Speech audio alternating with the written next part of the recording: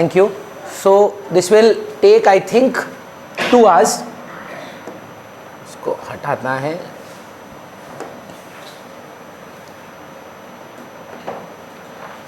So this will take around 2 hours to finish. ठीक है. National income, theory of income and employment will be done in 1 hour. I think balance of payment and foreign exchange 1 hour, government budget and fiscal policy 1 hour, money and banking 1 hour. Obviously these are not the whole detailed discussions. Originally if we do national income it takes at 6 to 8 classes. So finishing that in 2 hours is not going to be a very comprehensive way to study. Yes, but for a revision purpose that is one of the most effective ways to study national income. So national income में actually 3 chapter हैं अगर आपको याद हो. The first chapter that we say is basic concepts with circular flow of income.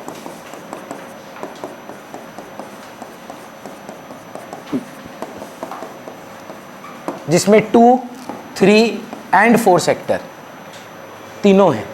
ठीक है. फिर आता है नेशनल इनकम एग्रीगेट्स,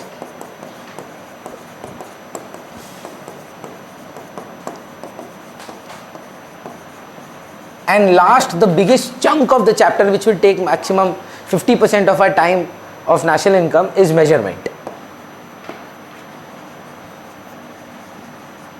So ज्ञान के बारे में थोड़ा कम और एकेडमिक पर्पस पे पढ़ाई फोकस थोड़ा ज़्यादा रखते हैं और बात करते हैं बेसिक कॉन्सेप्ट्स का चैप्टर के बारे में. So the chapter starts with number 1, the first thing which is the definition. So national income को प्राइमरली 2 वे में डिफाइन करते हैं हम लोग. एक तो नेशनल इनकम को नेशनल इनकम ही बोलते हैं और एक होता है सर हमारा डोमेस्टिक इनकम. अब आप बोलेंगे क्यों, बाकी भी तो होते हैं, जैसे मान लीजिए eight market price, eight factor cost, gross होता है, नेट होता है. पर देखिए उसमें ना चेंजेस होता है of a external number may be NIT और अ डेप्रिसिएशन, पर the concept of a national and a domestic is different. So if you want to check out the national income of a country, the definition if you remember, value of final goods and services produced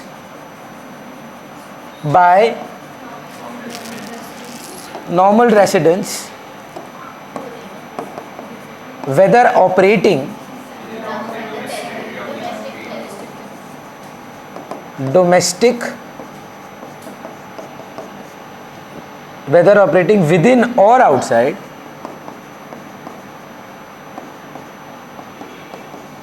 the domestic territory of a country in one fiscal मतलब financial year. So honestly अगर मैं बोलूँ ना, ये करते ही मेरा first chapter का 50% खत्म हो जाता है. तो आप लोग अगर हो सके, क्योंकि मैक्रो है, माइक्रो में ये नीड नहीं था, आपके सामने जो टेक्स्ट होगा ना वो भी देखिएगा कि कुछ छूटा तो नहीं. तो मैं पिक करके आपको बताता हूँ नेशनल इनकम में जो ये बोल रहे हैं, पहला लड़ाई तो इस पे होगा कि value of final goods and services final है कि नहीं है.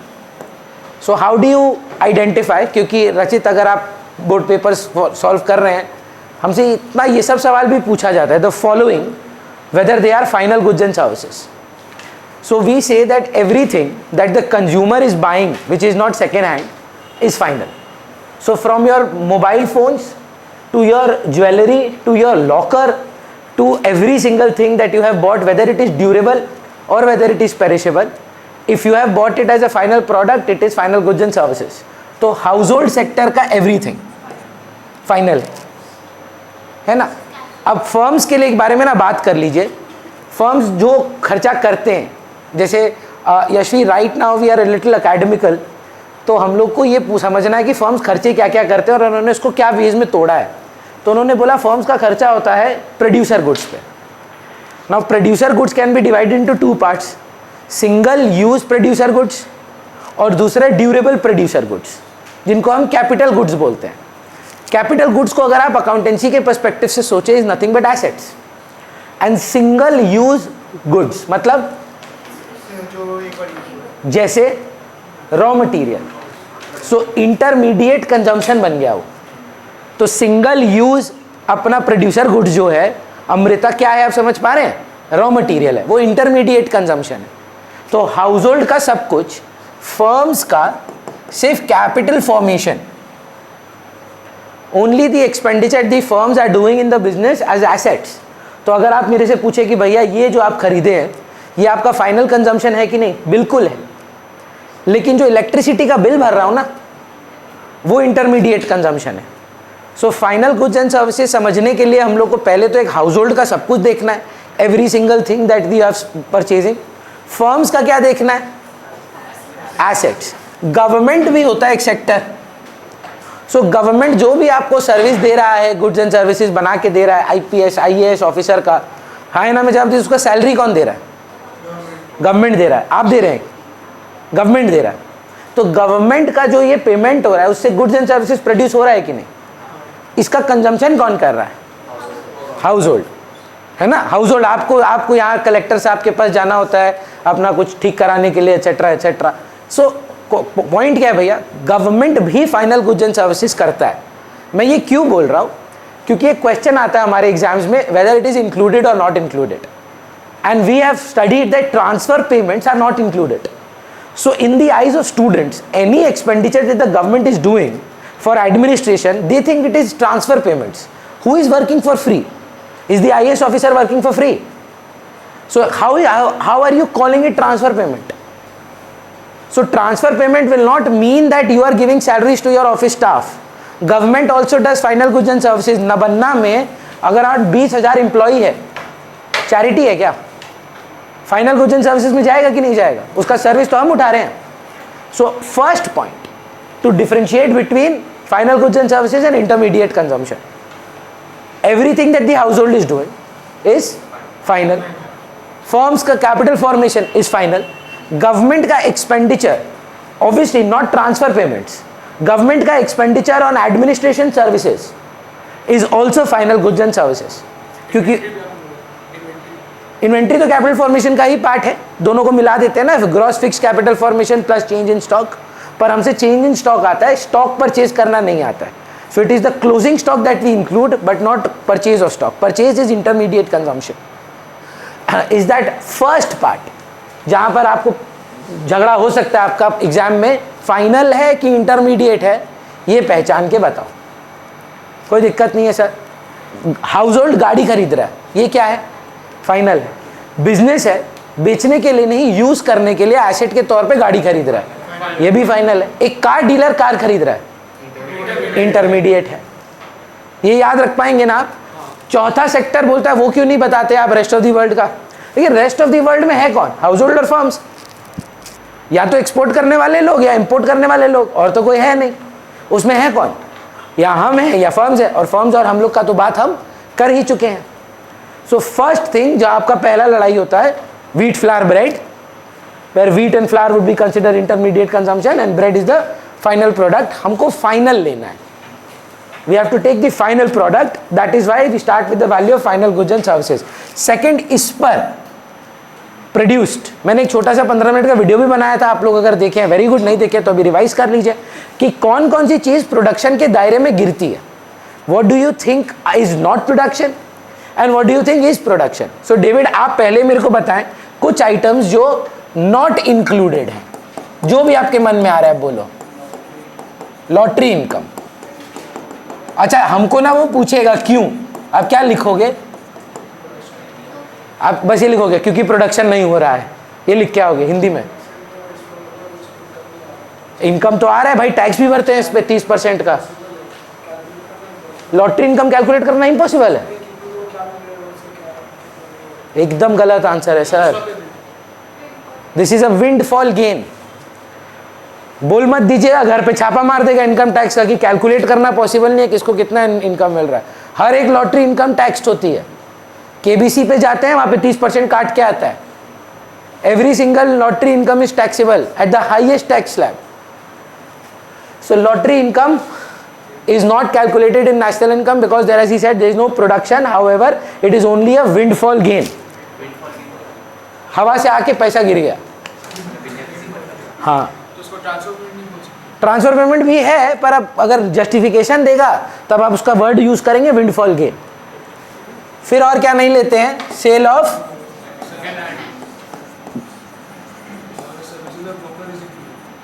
सेल ऑफ लैंड,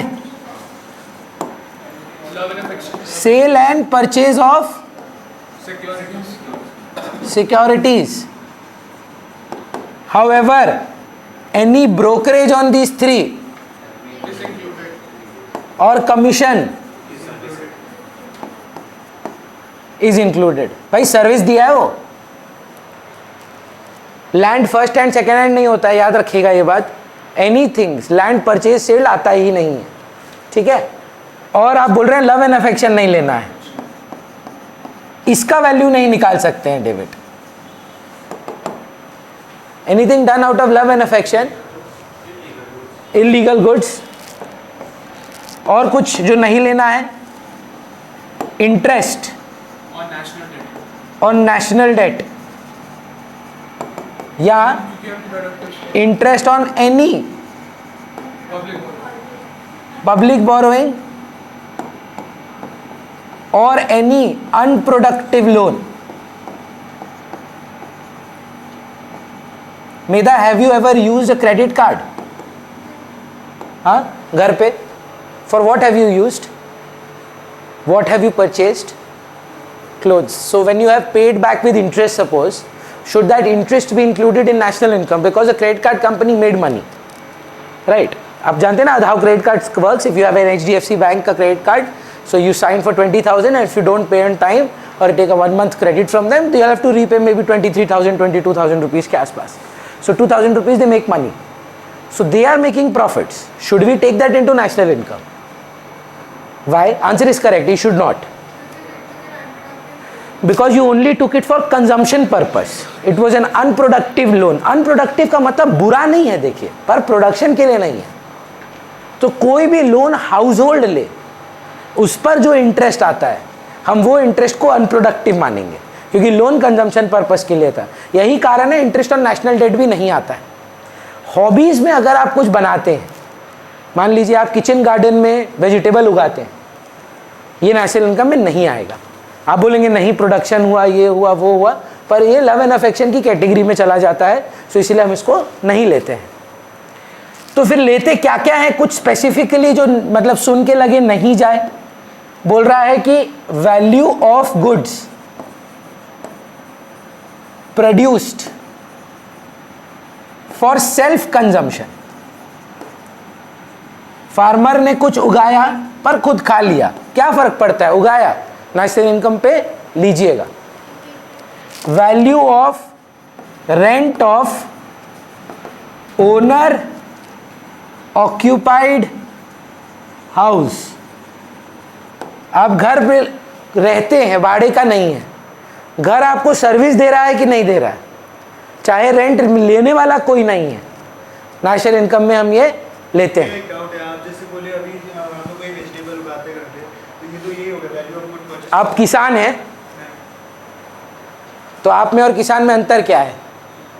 किसान बेचता है और आप? हम उगा के अपने से कंज्यूम करते हैं. पढ़िए एक बार ढंग से. प्रोड्यूस्ड है, परचेज्ड नहीं है वो. और ऊपर क्या हटाए थे लिखने, हॉबीज. आपका किसानी करने का शौक होने में और किसान होने में जमीन आसमान का फर्क है.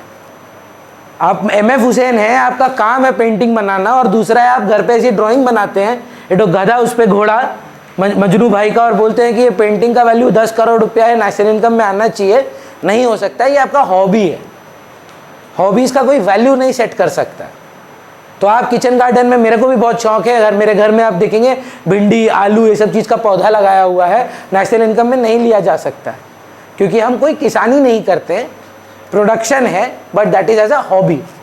आई have not meant it for commercial purposes. So कोई भी हॉबी में अगर आप ऐसा काम करेंगे तो नेशनल इनकम में नहीं आएगा. लेकिन अगर वहीं पर आप अपना प्रोडक्शन करते ही नॉर्मली, जहाँ पे आप उसको सेल्फ कंजम्पशन कर लेते हैं, तो इम्प्यूटेड कंजम्पशन के कॉन्सेप्ट से वो 100% आएगा. सो ये हुआ आपका second part of the definition. Value of final goods and services produced by normal residents. Who is a normal residents?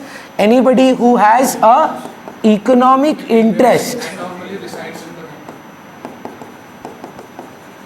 and normally resides in the country. Good news bad news ये है कि हमारे सिलेबस में normal residential status निकालने नहीं आता है, वो बीकॉम सेकेंड ईयर में आता है कि एक आदमी है वो इतना दिन यहाँ बिताया, बाहर बिताया इतना दिन, तो उसका रेजिडेंशियल स्टेटस क्या है, वो हमको नहीं करना है। अगर हमारे सवाल में वो बोला है इंडियन वर्किंग ऐसे करके, तो वो इंडियन रेसिडेंट ही है। आप वहाँ हीरो नहीं बनेंगे। Indian working in America, now his economic interest is in America, so therefore ही नहीं, ऐसा नहीं करिएगा। And Indian working in America का मतलब वो 3-4 महीने के लिए काम पे गया है, नॉर्मली वो भारतीय ही है। बोल रहा है एज लॉन्ग एज आप भारतीय हैं, रेसिडेंट, आप उसको लिखा है सवाल में, उसको क्वेश्चन मत करिएगा। तो हमारे लिए इंपॉर्टेंट क्या है, डेफिनेशन। क्या बोल रहा है, चाहे भारत में है ये नॉर्मल रेसिडेंट कि भारत के बाहर है, भारत क्या है फिर? बोल रहा है डोमेस्टिक टेरिटरी क्या है? डोमेस्टिक टेरिटरी का मतलब है आपकी पॉलिटिकल बाउंड्री, जिसमें आपने जितने भी फॉरेन एम्बेसीज हैं आपके देश में उनको एक्सक्लूड कर दिया। आपने बोला Bangladesh embassy, UK embassy, US embassy, Greece embassy, Malaysian embassy, Singapore embassy, जितने भी भारत में फॉरेन कंट्रीज के एम्बेसी हैं वो भारत नहीं है। और जितने भी इंडियन एम्बेसीज बाहर हैं वो भारत है। तो आप हमको पहले ये बताओ डोमेस्टिक टेरिटरी समझते हो कि नहीं, कि ये इंडिया में हुआ कि नहीं हुआ? अमेरिकन एम्बेसी इन चाइना नहीं हो, कैसे भैया, ये तो इंडिया में भी नहीं है और इंडिया का एम्बेसी भी नहीं है। अच्छा, अमेरिकन एम्बेसी इन इंडिया, वो भी नहीं है टेरिटरी भारत का। किसका टेरिटरी है? अमेरिका का टेरिटरी है। इंडियन एम्बेसी इन अमेरिका, वो इंडिया का टेरिटरी है, पर फिजिकली कहाँ है? पर आप मानेंगे कि वो टेरिटरी किसका है? इंडिया का। सो ऐसे सवाल आते हैं, मृदुल 2-3 ही पूछूंगा क्योंकि आगे भी बढ़ना है। Indian working in Indian embassy in France, वो इंडिया का डोमेस्टिक टेरिटरी में काम कर रहा है। वो अभी मैं स्टार्ट नहीं किया हूँ, मैं बस बोल रहा हूँ वो काम कहाँ कर रहा है।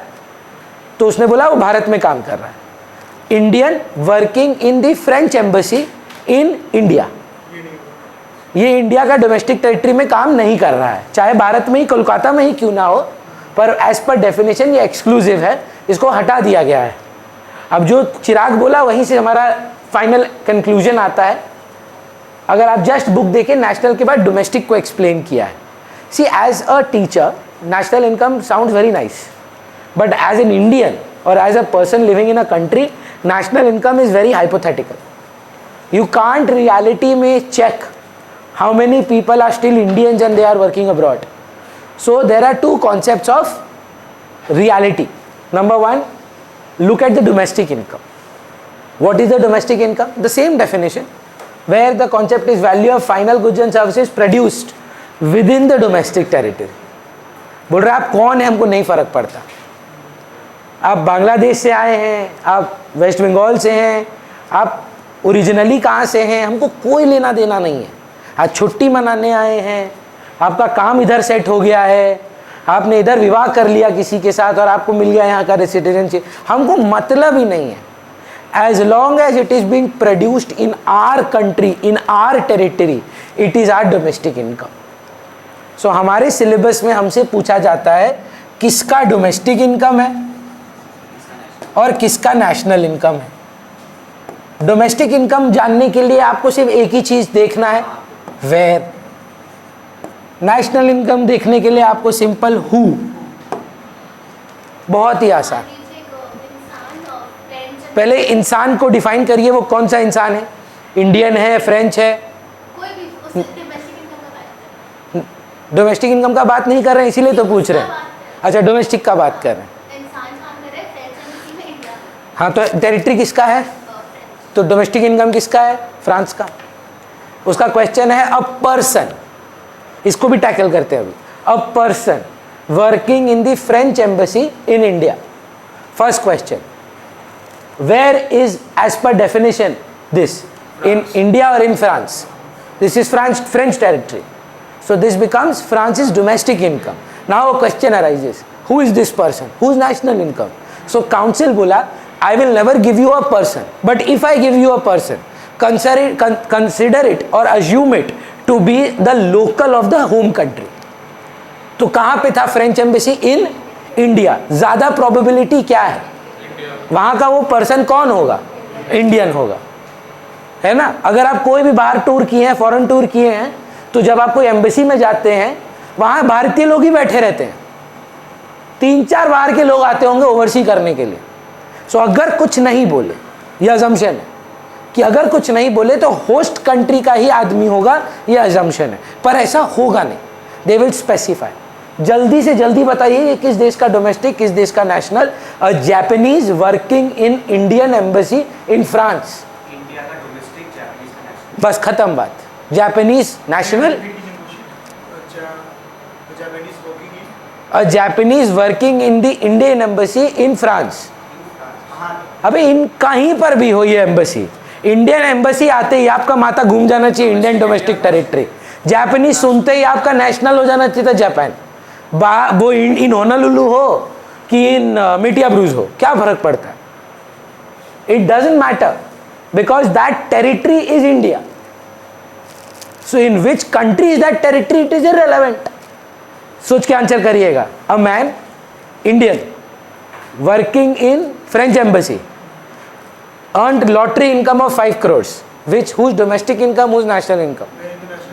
ये आएगा ही नहीं। अच्छा, ये डोमेस्टिक नेशनल किसके लिए है? नेशनल इनकम में प्रोडक्शन तो होना होगा।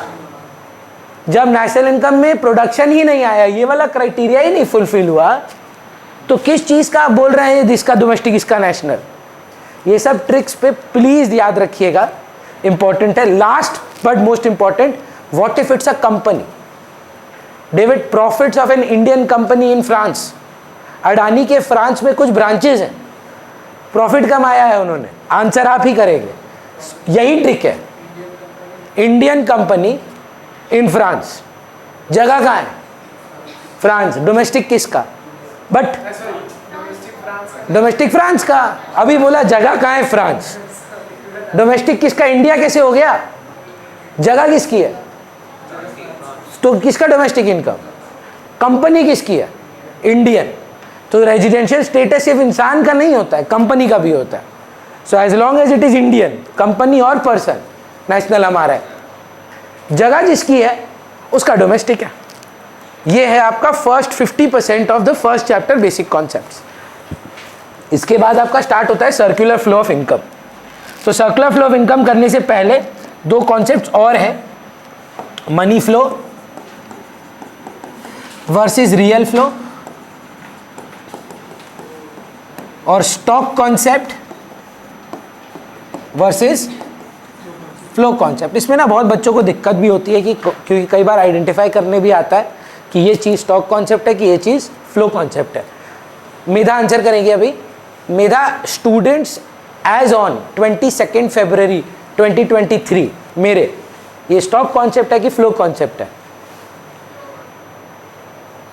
एज ऑन, उस दिन मेरे पास कितने स्टूडेंट्स हैं, that is something that is being valued on that day, that is a stock concept. The number of students I have taught till 22 February 2023 is a flow concept, something that you have recording over a period of time, like trading in PL। आप salary सिर्फ एक दिन का लिखते हो कि साल भर का, 12 महीना का लिखते हो, चाहे 1 महीना नहीं भी दो, लिखते क्या हो? पूरे साल का, है ना? That is a flow concept, flow variable. But if you want to see the balance sheet asset on that day, that is a stock concept. So एक से ज्यादा दिन होगा तो फ्लो कॉन्सेप्ट। ऐसा बोलना थोड़ा गलत है सर, मतलब on a particular day, year भी स्टॉक कॉन्सेप्ट हो सकता है। So that is why you can't say एक से ज्यादा, आपको देखना है पीरियड के लिए है कि उस दिन का है। So that would define it. Money flow और रियल फ्लो में फर्क क्या है? Money flow is payments, real flow is goods and services.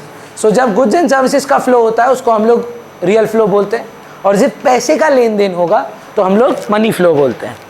हम लोग जब स्टार्ट करते हैं चैप्टर तो 2 पार्ट में तोड़ते हैं इसको। वी हैव हाउस होल्ड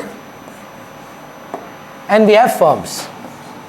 पहले ही क्लियर कर लीजिए, what do you want to show in your board exams, money flow dotted और real flow dotted? Money flow dotted, कारण बोल रहे हैं क्योंकि आपको 3 सेक्टर में 4 सेक्टर में फिर डॉटेड ही बनाना पड़ेगा, क्योंकि 3 और 4 सेक्टर में जब आप बनाते हैं तो हमेशा सिर्फ मनी फ्लो ही दिखाते हैं, तो सारा डॉटेड लाइन ही बनेगा। बोलिए सर। एग्जाम्पल दे दीजिएगा एक।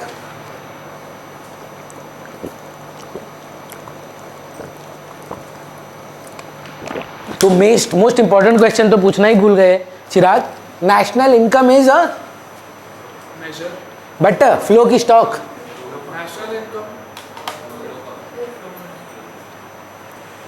फ्लो कॉन्सेप्ट एक दिन का देखते हो क्या?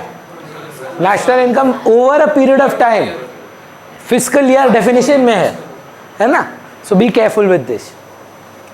सो हाउस होल्ड जो है यहां पर प्रोवाइड करता है फैक्टर सर्विसेज। स्ट्रेट लाइन बना रहे हैं आप लोग, कर्व कर दीजिएगा। Flow of factor services. अच्छा हम ये डॉटेड कर दिए। हाँ कोई दिक्कत का बात तो नहीं। हाँ आपका इच्छा है पर कोई बात नहीं, आपका जो मन है आप करिए, पर नीचे एक लेजेंड बोलते हैं जिसको, कि ये वाला चीज डॉटेड है और ये वाला चीज जो है स्ट्रेट लाइन, वो मेंशन कर दीजिएगा कि हम क्यों रियल फ्लो ले रहे हैं, और मतलब क्या रियल फ्लो ले रहे हैं और क्या मनी फ्लो ले रहे हैं। तो हम तो यहाँ रियल फ्लो को डॉटेड ले लिए, चलिए कोई बात नहीं। मनी फ्लो को फिर अच्छा एरो दे देते हैं, नहीं तो कंफ्यूजन हो जाएगा। ये इधर की तरफ है और ये इधर की तरफ है। मिडिल में तो कैपिटल मांग रहे हैं। पहले ही नहीं, पहले क्या है? पहले फ्लो ऑफ सर्विस होगा। नहीं पहले क्या है सर? पहले विदाउट सर्विस। पहले पैसा आपके पास आने से ही कैपिटल मार्केट में चला गया, तो पहले हाथ में तो पैसा आने दो, उसके बाद ना सेविंग करोगे। और पहले तो विदाउट सेविंग एंड इन्वेस्टमेंट होता है, तो पहले क्यों बोल रहे हैं ये बात? तो यहां पर हो गया पेमेंट फॉर फैक्टर सर्विसेज। क्या क्या फैक्टर सर्विस होता है मृदुल? मतलब हम क्या दिए हैं इन चारों? लैंड दिए हैं, लेबर दिए हैं, कैपिटल भी दिए हैं, और ओनर भी हम ही दिए हैं इनको। तो उसके बदले हमको क्या मिल रहा है? देखो अगर समझते हो कि नहीं, देखिए अगर समझते हैं कि नहीं। अगर पढ़ें ठीक है, नहीं तो आज तो समझ ही जाएंगे। सीओई, ओएस और एमआई। सीओई वेजेस है, OS rent interest royalty profit of the corporate sector है, और MI is profit of the unorganised sector. मेरे जैसे लोग जो सोल प्रोप्राइटर पार्टनरशिप्स हैं उनका प्रॉफिट है। पर है क्या? Rent, royalty, interest, profit, wages, factor income. इसका करते क्या है रे अपने? Expenditure on goods and services. But he is saying that directly show saving and with saving and investment. तो बीच में कैपिटल मार्केट भी ले आते हैं यहाँ पर। इसको कैपिटल मार्केट, फाइनेंशियल इंस्टीट्यूशंस, जो आप चाहे आप बोल सकते हैं। So what we do here, we save certain amount of money and we give back this money back to them। ये पैसा हम इनको वापस दे दिए, ठीक है ना। तो पेमेंट मेरा डॉटेड में नहीं है, स्ट्रेट लाइन है। तो payment for goods and services, मतलब अभी मैंने कोई सेविंग नहीं की है। हाँ देयर इज नो सेविंग्स। देखिए अपने काम किए, 100 करोड़ का गुड्स बनाए, 100 करोड़ के पैसे आए, 100 करोड़ पे वापस दे दिए। क्यों? क्योंकि गुड्स चाहिए थे।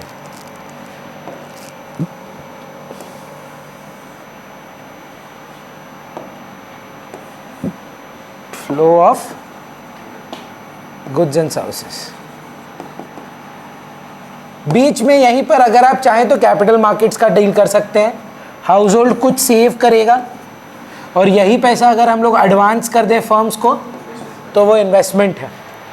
सेविंग अगर इक्वल टू इन्वेस्टमेंट हो तो 2 सेक्टर मॉडल का इक्विलिब्रियम है। अगर सेविंग ग्रेटर देन इन्वेस्टमेंट हो तो लीकेजेस है, और इन्वेस्टमेंट अगर सेविंग से ज़्यादा हो तो इंजेक्शंस हैं। कौन सा सर?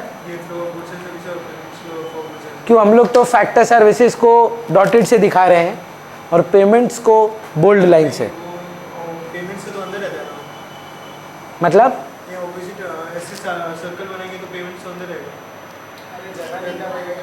आप बोल रहे हैं कि ये ऐसे घूम के जाना चाहिए। नहीं मतलब कि पेमेंट्स ऊपर रहेगा और फ्लो नीचे। एक ही बात है यार, क्या फ़र्क पड़ता है। कुछ ऐसा दिक्कत नहीं। नहीं कोई दिक्कत नहीं है, आपको नीचे लेके आना है उसको। मार्क करो इसको ऐसे और नीचे ले आओ। खुश हो आप? हाँ इसको भी ले आओ। ये बुक में वैसे नहीं। हाँ हाँ कोई बात नहीं। अब ठीक है, जो भी आप दिखाएं अभी आप लिख दे कि मनी फ्लो को आप बोल्ड में दिखाना है। हाँ मनी फ्लो को हम बोल्ड लाइन से दिखाए हैं और रियल फ्लोज को डॉटेड में। हाँ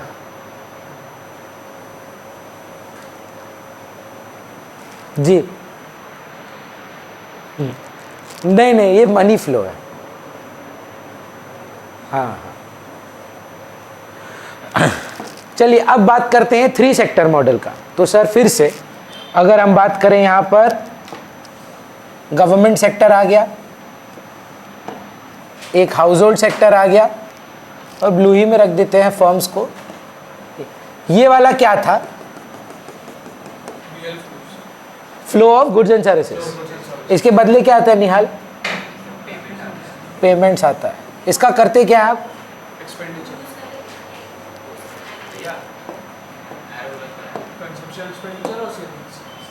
मिटा रहे हैं। हाँ बोलिए सर। बोल रहे हैं एरो गलत है, क्यों सर? क्या गलत था? क्या बोल रहे हैं भगवान ही जानता है भाई। तो ये हम लोग सर्विस दे रहे हैं, फैक्टर सर्विस, उसके बदले मनी फ्लो अभी बनाएंगे ना, ऊपर है जगह। ये तो बोर्ड का मजा है, तृप्ति। क्या करेंगे ना, बस इसको नीचे ले आएंगे ऐसे। फैक्टर पेमेंट्स हो गया, इधर बीच में घुसेड़ देते हैं कैपिटल मार्केट्स। थोड़ा सा हो सके तो ऐसे सेविंग दिखा दिए और यहाँ से इन्वेस्टमेंट दिखा दिए। अब बहुत इंपॉर्टेंट सवाल पूछा, आप लोग सुने नहीं अभी बहुत गौर से नोटिस किया, हम भी नहीं नोटिस किए थे इतना साल में। ये लोग ना इसको रियल फ्लो दिखाया है। अगर आप डायग्राम देखें और वो लोग डॉटेड लाइन से दिखाया है तो यहाँ बोल्ड लाइन से दिखाया है, पर वो बोल रहा है इसको गलती से वो लोग रियल फ्लो दिखा दिया है। देखिए ये प्योर मनी फ्लो है कि जो पैसा हमने बचाया वो हमने कैपिटल मार्केट्स को दे दिया। तो वो गलती आप मत कराना कि बोलने का कि ये रियल फ्लो है। This is purely a money flow, definitely a misprint. आप उसको ठीक करके आना है ना। This is not an opinion of Frank, this is obviously a money flow which has been misprinted as a real flow. चलिए तो फिर आ जाता है जो बच गया, आपने खर्चा कर दिया तो हम लोग पैसा तो डायरेक्ट ही दिखा रहे हैं शायद। तो पैसा गया इधर, payment for goods and services, और उसके बदले क्या आया हमारी जेब में? Goods and services. तो एक बहुत इंपॉर्टेंट और इंटरेस्टिंग क्वेश्चन स्टूडेंट्स के मन में आता है। अभी भी उस दिन बोल रहा था, I remember when we had the last eco class before boards, कि 3 सेक्टर मॉडल भैया नहीं आएगा। देखिए ऐसा ट्रू नहीं है, आने का प्रोबेबिलिटी लो है। Why? Because when you write a 2 sector model with and without savings वाला ही पार्ट में, it takes about a 1 page answer. So if we introduce government, we have to write 2 sector and then we have to write about the 3rd sector. So the answer is very long, but that does not मतलब mean कि आप वो पढ़ेंगे नहीं. A small question can come from it कि इसका implication क्या था.